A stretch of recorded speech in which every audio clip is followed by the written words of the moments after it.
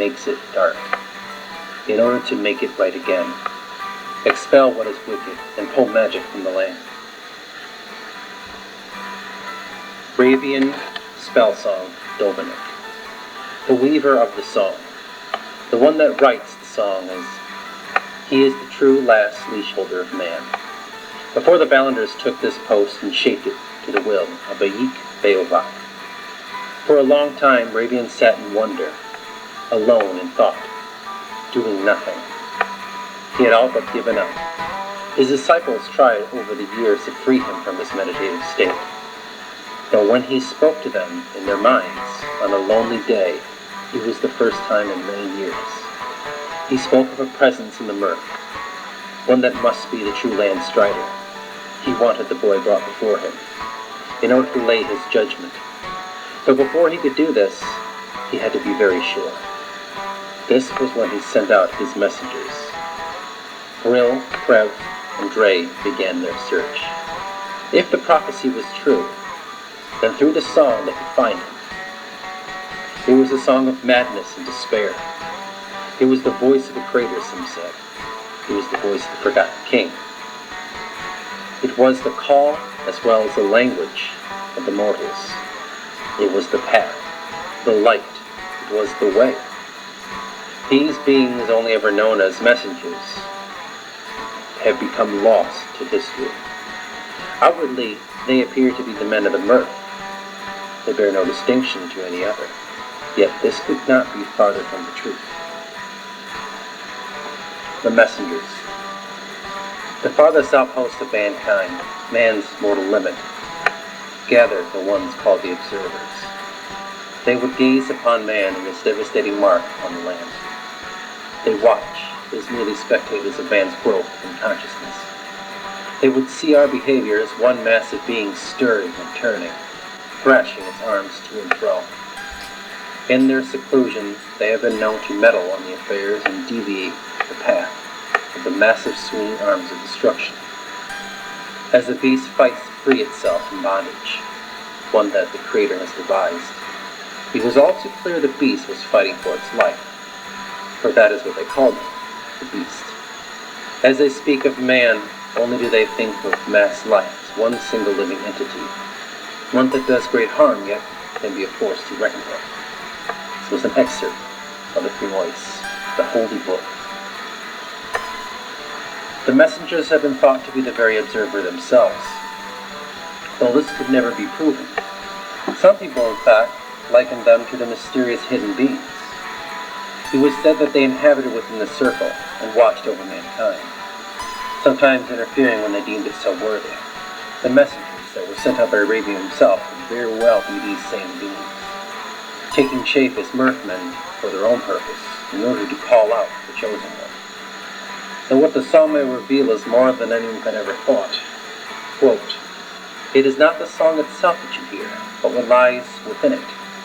Tell me, you do not feel it, that soothing presence, one that comes from the ethereal itself. What if what it can invite will be with you the rest of your days?" End quote. This song was said to come from the other realm itself, pulled from a higher place and touching the ear of man. It was said to be so beautiful it could drive mortals mad upon dancing in their thoughts. The place between dream and reality, the frequency of the Creator. That is where the song comes from. Though to enter the song is much different than merely hearing it. That is what they called by the ancients Anahu, the dark dream, the passage through. To transcend beyond everything that is known, the prophet must bring back with him understanding, his own interpretation of what lies beyond. Few have ever done it. None that have survived or gone mad because of it. Quote, "He will find you after the dark dream. He will seek you out. Once he consumes you, he will be with you forever." Quote by Valara of the Aratan, Under the Eye of Raven. The path begins in the Murkos. The Murk is a place that remains a mystery. Within the sands are tales lost, peoples that disappeared or swallowed whole. There are some folk who believe the murk is a thin veil, the way through. It is a place that is protected by Ravian, the Orotan and his guardians. The shifty group of mages that hide between the thin veil and reality. The murk can be dangerous to certain people at certain times, or could never predict just what she would throw at them. It has been long rumored that the shifting sands can have a mind of their own, swallowing whole regiments, yet passers can travel with ease. Though this is not only because the passers are trained in the way of the wind, but that they respect the land and all that she holds. Much of the story revolves around this mystical place, more than was ever intended. The Murkos and its own microcosm are key to the events that will be unfolding throughout the story. Much of Eris's journey will be in this place, thus the prophecy begins. Though what it is about the Murkos that takes center stage. Why does this place hold the prophecy more than it was told in Andrana? For one, Andrana teaches the monarchs of the ruling class. They uphold the consciousness of man. They are the conduits of the Dume, and are represented as such. They believe that Odysseus was the cornerstone to their faith and his teachings. He believed that the forgotten king must be freed, and one day a prophet would come along and make this so. Through the years, the influence of the Valiant had tainted this view. During the conflicts between Tantorm and Adrana, it was believed the major flaw, being the separation of man, would lead to darkness. The only way to fix this was to sow the seeds of connection. This proving to be futile as Tantor moved away from spirituality and into industrialization. The Valiant influence grew stronger in that time, corrupting the Udine. Soon the first Murk campaign would come and cement the dividing between Man and Suio, the people of the Murk. It is not clear as to how this came to be, but in time the divide was caused in a rift between the clans of men. The people of the Murk were said to be upholding the ways of Aelman, the ones born from the king. What led them to their own philosophy was Ravian the Mad. He was a Tantoric man who in the year 1292 led a religious revolt. In their own Tantorum, religion was outlawed. The faith of the king was not seen as safe in the lands of Pan. So he led his people through the Murk on a long odyssey, much like Odysseus of old. Being chased by the Mesotonic Knights, a holy order that saw to the destruction of their heresy. With their war machines, they gave chase to Ravian the Mad at the helm of Grandmaster Colters. The order of the Mesotocs was created to enforce the use of magic, which was outlawed in Tantor. Outlawed for all men during those times. It was Ravian who was first to speak out against it, and because of this, he was imprisoned for 6 years. When he escaped, the order was created by the approval of the holder of keeps, Guzman. Then Galpius was instrumental in the creation of the Xanaru of staff, which has been known to be called the electric staff. It was a device that could incapacitate a mage and subdue them for capture, to which they would be thrown in the first magical prisons. This was the beginning of magic being finally harnessed by man during these times. Now Ravian knew he needed to flee the land of Adine, a place that was holy ground for the free Anakri of long ago. It was told to be a haven for any seeking to escape and be free. And that was when Ravian began his exaltation through the sands with his followers. Ravian was to lead his people to the free land of Adine. In time, Ravian would teach his followers the way of worship, a practice of worship of the king Olapake, the creator, the forgotten king. How his placement allowed for their use of magic.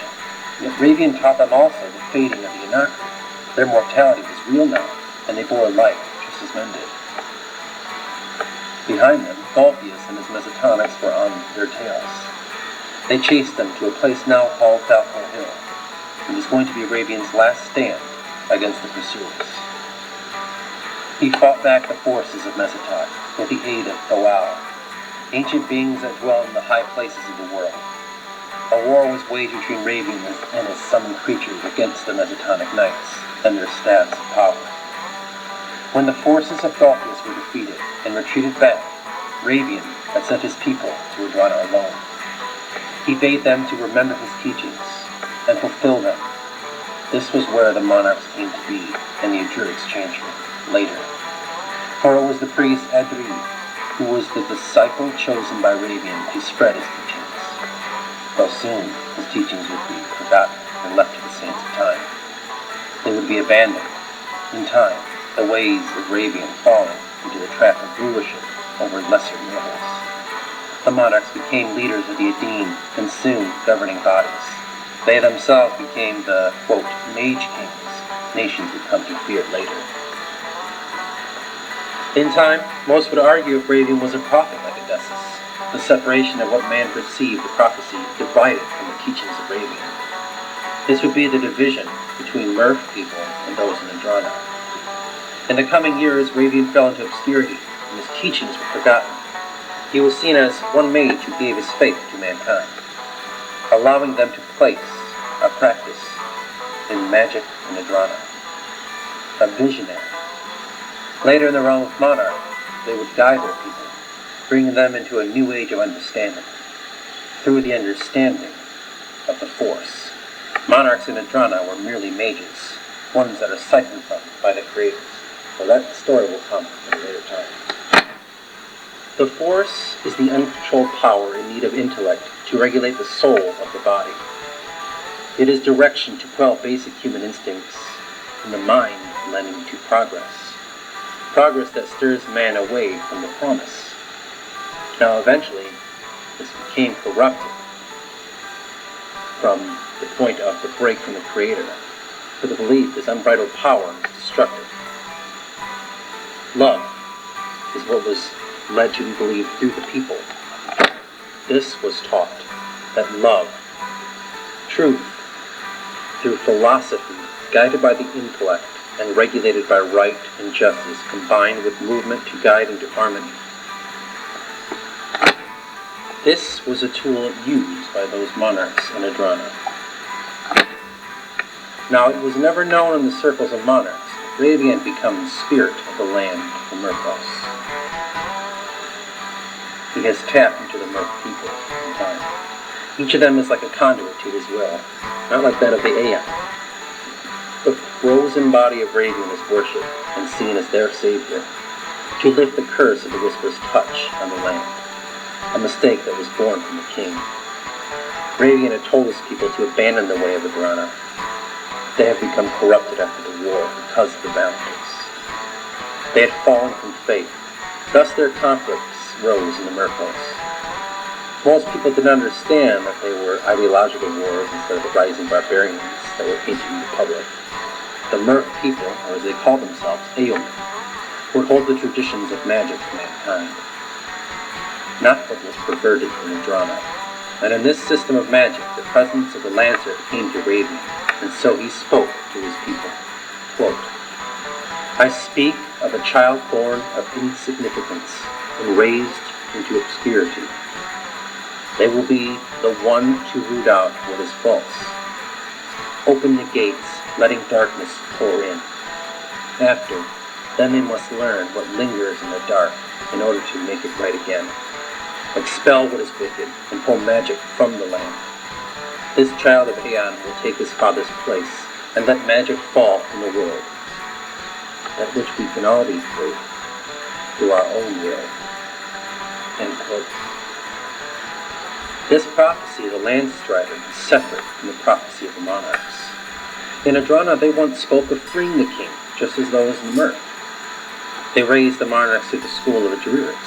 It was their understanding to bring knowledge to the ruling class, for they acted as the head of what would be called force, or in other words, consciousness. The monarch was gifted with the power of consciousness in order to be the dictators of what their world should be through the eyes of their own people. In time, they came to an understanding that the power they used was pulled directly from the forgotten king as they took to calling him. This event would change the way they perceived him. He was a tool, one that could give power, one that could pull from. He was helping his people through his connection, and by proximity, the monarchs did the same for their denizens. It was a circle of power, one that was recycled. The new concept of drawing him from him for power, using him as a tool to bring man's dominance in the world. This was when the 808 Years' War came to a head, and almost brought Adrana to its knees. It also brought the mages of Avalia in as a result, as was spoken earlier. In order to hold the leash of those wild Aeolian mages, the curse of the king was born. After the disappearance of Ravian in the year 1313, conflicts rose. The long conflict fought between Adrana and Tantorum was known as the War of Eights, later called the 808 Years' War, after its conclusion. During that time, they were going back and forth, battles in the mountains of Avalia, or even in the places in the Murk. This is when the curse had been growing in the lands of the sand, one that was born from the fears of mankind. It wasn't clear what the start of the curse was, but what became clear was a ward that was building in the land of shifting sands. Either it was by the hand of the darkness, or one raised by the hidden radiant. Some even believe the Murkos, being the thin veil it was, and the strength of man's consciousness pulled forth this darkness. It was tainted by conflict. Many long years through the 808 years, the darkness grew, born from the minds of men. Through the years of Tantorum's rise, Dovka would rise and swear the continuous oath to crush those in Adrana. It was a right of will in those lands. Many would try, though, in the 808-year conflict, but only a few have found success in any way. The Murkos was Adrana's safety net. That meant those in the Murk would suffer because of this. The attack on Avalia in the year 1328 was a large and costly offensive by the forces of Tantorum. They had found a way through the mountains. It was the last attempt ever made by Tantorum to cross into the land of Adim. The losses they took from the cursed forest and the dangers of mountain travel made it so that they would never try this again. Though it was costly, it proved Adrana was not safe as they had thought. So they took to the conflict into the Murk, recruiting Murk warriors who were peoples and outcasts of Adrana and Tantorum long ago. In 1330, the beginning of the Murk campaign had happened, and it lasted all the way to 1407. In 1330, what is important to understand was what was quietly rising in the Murkos during this time. Though Raven was said to have died in the Battle of Balfour Hill over 24 years previous, news was spreading about a group of outlaw mages fighting guerrilla tactics against the forces of Tantorum and Adrana to push out the invaders and their conflict in the Murk. This only intensified in the conflicts. Though officially there was not a war against these mages, they were labeled as outlaws, and bounties were posted. As to who their master was, that was never known. The outlaw mages were never in force enough to totally disrupt, but a nuisance nonetheless. The numbers were thought to be relatively small. This is where the stories of Arotan grew, because of their irregular war they waged. The myth of Saik Oapek, which means seeker of God, had grown. Though the myth was not far from the truth. In the shadow of war, the mages of Arotan were growing. In the fortress of Falcor, they were instructed by a long-thought dead man named Ravian. Ravian had taught them ways they could use their innate ability of the Dume, and use it on a level that was unheard of. The change to their physical bodies was the first step for this to take place. They sought spiritual guidance from beyond the realm. Now these mages were divided in two groups. To understand that, the divide that was forced between the two genders is key to unraveling the answer within, the finding of one. And this teaching was two ways.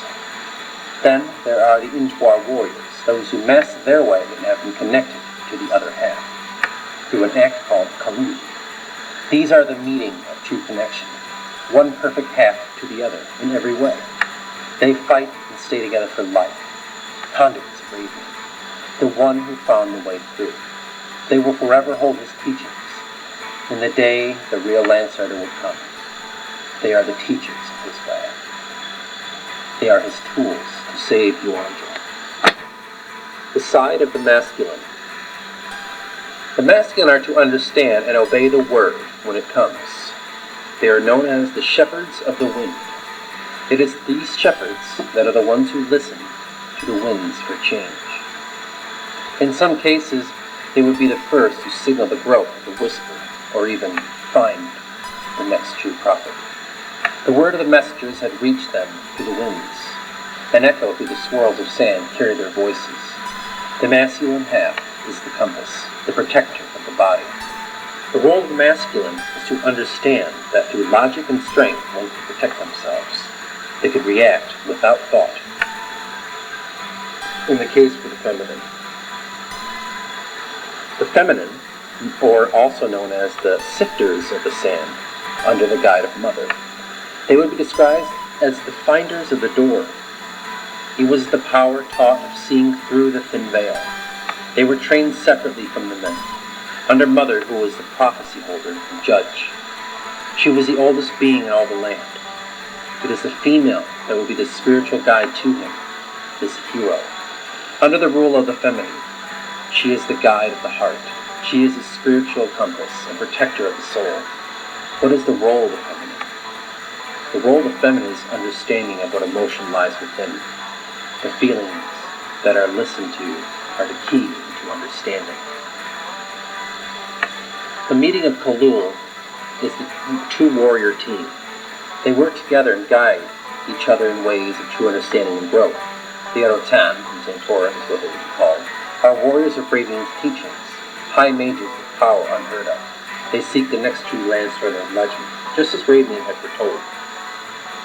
Now the power that was shared between these two, called Anare Equie, through the way, and is known. Through another one can reach that place where destiny awaits. It can be a path that is reached alone, but if one is going to step into this unknown, they first must find it within themselves. The voice of another can help one realize the way through. That is the key. All that follows the teaching of Ravian have been taught and built upon this. Openness and being without one's own voice, if only for a moment. This Anare Equie is the task of the feminine. It is their job to find this way through, with the help of their partner. Sifter of the sands must discover where the thin veil lies and find the door. That way their partner can find the spirit. Quote, down the vortex of confusion where the light is at an end. In the middle there is openness, if only but a taste. End quote. Finding this way is unlocked when one finds the spirit of the mirth. That is where the masculine comes in, the shepherd of the winds. They give each other power through the Dume, mages working in tandem.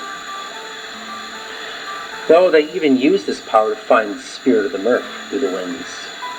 This was the way taught by Ravian, a tradition that was carried for many long years. The Merfolk can be a tricky place, one that holds greater mysteries that could ever be known.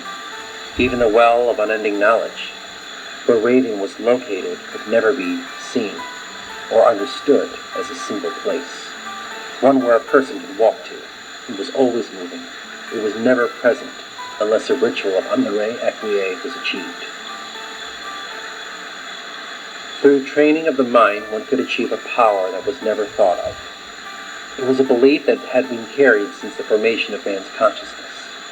It was always believed that the mind was a gateway to what lies beyond, the place where the Aeon had come from. The Aeon being the creators of all living things in the world. This was a power that was sought after, to become reunited with the birthplace of their creators. How one must find the spirit of the mirth. Out on Falkor Hill is where the Arotan are thought to be, but no one has proven this. It was a dangerous journey to reach this place. All that was ever found was an empty fort. Ravian and his followers are behind the thin curtain of illusion, a place that was created to keep out those that sought them. Soon the doors are fading from places that could not be seen. We are all falling into the world that no longer relies on magic. Next quote. Those that do not seek may enter. Those that are may be. Ravian spell song Germany. The land that was forgotten, deep within the Merfolk, is a place where the ancient machines of war still linger. A place repurposed to be the new home out of the vestiges of the clandestine and the Ravian conflict. Falcor Hill. He lingers there, but frozen himself in time. The Orotan are now being the protectors of this place, and have become the bringers of the prophecy. They hold the darkness at bay in the Murphos, helping Raven keep peace until the Chosen One will return.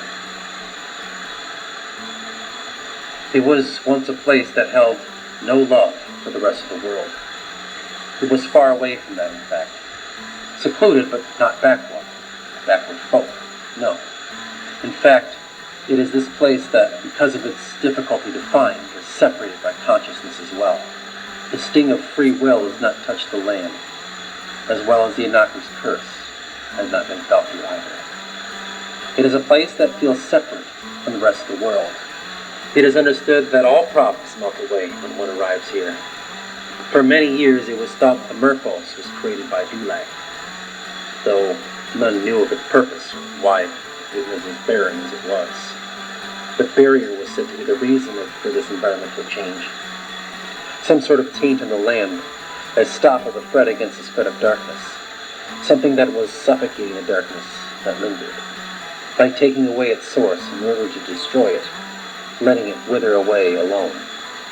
Raven placed a protective ward in the holy center of the land.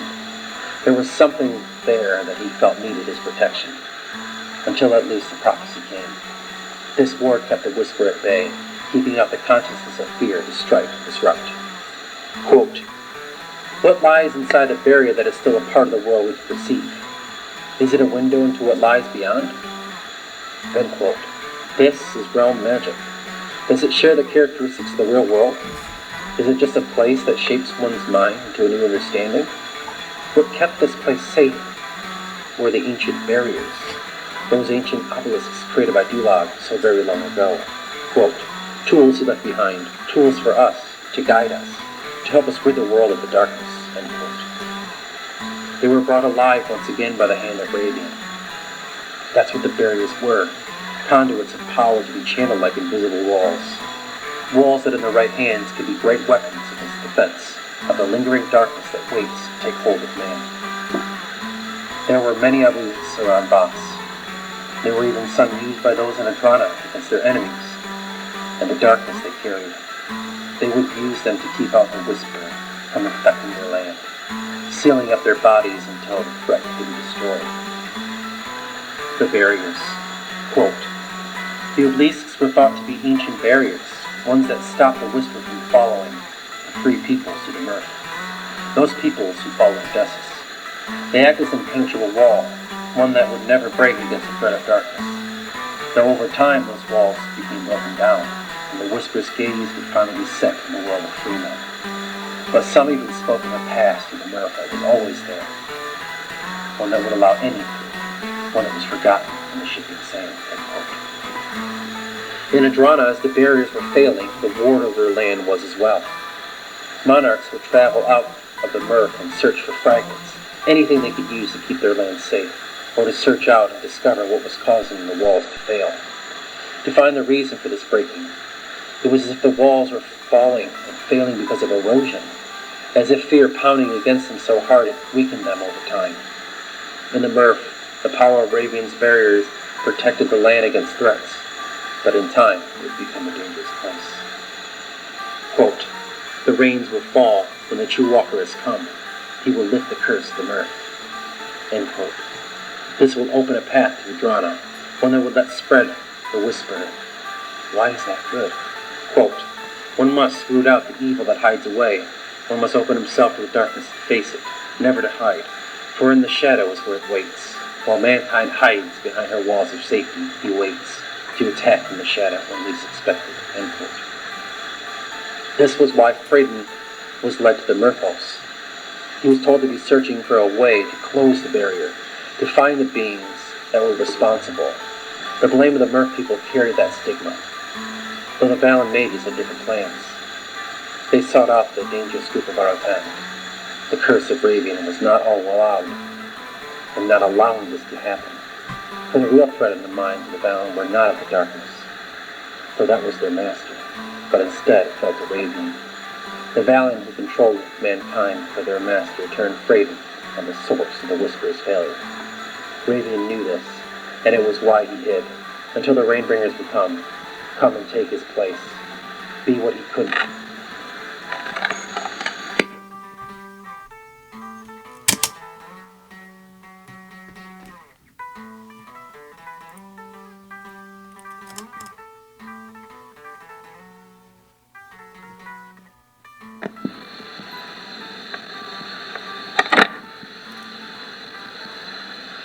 Be trained by his disciples. For it was Ravian who knew of the weakness of the dark. He knew the truth of the world,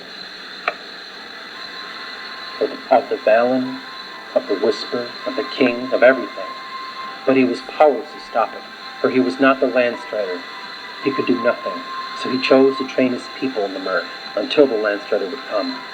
They would be his conduits, so that he may reach the hero, teach him to replace the king. Quote, "Until the rains come, that is when we wait, hiding away until they come, then it begins. We have only one chance, and if we fail, the world will fail right with us." An Alatone Mage, end quote. The beginning of the prophecy. The Rainbringer. When the rain hits the ground, it seeps into the cracks, bringing life back into the Murkhouse. It will signal the return of the Landstrider. He will lift the curse that was bestowed upon the land. This will be what unites mankind and begins the trail. Though this lifting will signal to the Murk people of their prophet, it will also signal a Bailbach of its beginning. The plans that he had set in motion long ago on the crux of this prophecy. He will be using mankind's saving to implement his control, using Martis, who is at the helm of mankind in the drama. Quote, "This will open the floodgates of the whisper, to turn the prophecy on man and bending it to our will. We shall bring the whisper, and through the consciousness of man it will grow. He will be unstoppable then." End quote. Martis of Sladsko. Next quote. "Eight Bailbachas are planning to use a prophecy against mankind for years. This we have found to be true. For many long years he has waited. Many moves have brought him this close. His Valen that infiltrated the Jurg's Chantry and have controlled the mages of mankind, the monarchs. He has played the game quite well. Now he waits in the dark to unleash his full control, to awaken his armies at the behest of the whisper, his master." End quote. Ilgren Bane, Jurg's Dea. Next quote. "The false prophet will fall, and will bring rise to the real one. Time will fall, and all who seek the darkness will rise up to claim it." Part of the prophecy. What does Ravian tell us of Eris? He is the last know of the true prophecy, for it was he that heard the song that found Eris as well. Ravian's finding of the song was a gateway to truth. It was a real power that could be unlocked by one that was worthy, for it was he that released the wall from the mountains to destroy the Mesopods and the wicked Golfius. Though this drained his life away, he was not the Landstrider. He was a mage that found the way through. He could not fulfill the prophecy, but if he could live long enough to teach the true prophet. Quote, "One has to get out what is false, and they must open the gates letting darkness pour in. After that they must learn what makes it dark in order to make it right again. He will be accosted by it at every turn. He must fight it. He must be it. He must understand it, so that he may expel what is wicked and pull from it." Ravian Dovinic. The three parts of the prophecy. The Landstrider, Feel, and Thought. The Landstrider is Eris, that he would become the one that will be the next forgotten king. Feel, Anna, she will be his spiritual connection to the feminine half of consciousness. Thought, Jacob, shepherd of the wind, he will be the protector of the prophet. Together they form the connection of trine. The understanding of trine. The connection of the three to make whole once again. The mind, the body, and the spirit. How they connect and form Intwar, the middle way. Through this connection one can find the way through. A concept that has never been seen before. A concept for the true Landstrider of legend. The three in trine are the ones who hold the knot over the portal. They are the gatekeepers to their own minds and what they can experience. either alone or together. Perception. That is the key in finding connection and learning what they themselves could bring. In time, together, they would open the way into the realm beyond.